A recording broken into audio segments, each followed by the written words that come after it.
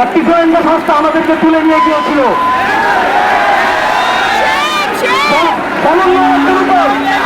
নির্যাতন নিপীড়ন চালিয়েছিল, কিন্তু বের হয়ে এসে আমরা বলেছিলাম আন্দোলন চলমান থাকবে। সেই জন্য 26 জুন আবার ফিজিক্যাল চালান আমাদেরকে তুলে নেওয়া হয়েছিল।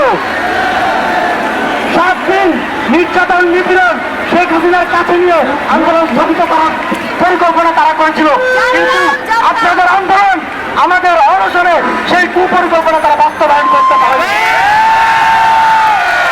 আমরা বের হয়ে এসেছি এবং আমরা প্রতিজ্ঞাবদ্ধ জীবন না যাওয়া পর্যন্ত এই আন্দোলন আমরা চালিয়ে যাব, কিন্তু আমরা মারা গেল এই আন্দোলন আপনারা সবাই চালিয়ে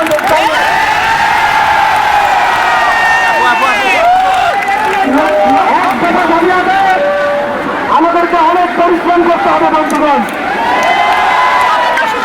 অসহযোগের যে কর্মসূচি কর্মসূচি কার্যক্রম এগুলোকে বাস্তবায়ন করতে হবে। এই বাস্তবায়নের দায়িত্ব আমাকে আপনাকে প্রত্যেককে নিতে হবে। আপনারা কি দায়িত্ব নিতে প্রস্তুত?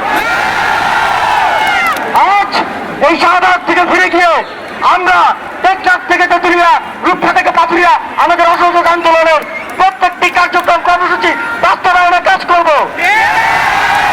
আপনারা কি করবেন? আমাদের অনেক ক্যাম্পেইন করতে হবে, সবাইকে বোঝাতে হবে, সবাইকে আমাদের কার্যক্রমের সাথে যুক্ত করতে হবে। এই জন্য আপনারা সবাই কঠোর পরিশ্রম করবেন, এটা আমি বিশ্বাস করি। আজ আমাদের কর্মসূচি আমরা এখানেই শেষ করছি। অসহযোগের পাশাপাশি বিক্ষোভ মিছিল সমাবেশ চলমান থাকবে। আমরা আবারও এই শাহবাগে ফিরে আসবো ইনশাআল্লাহ।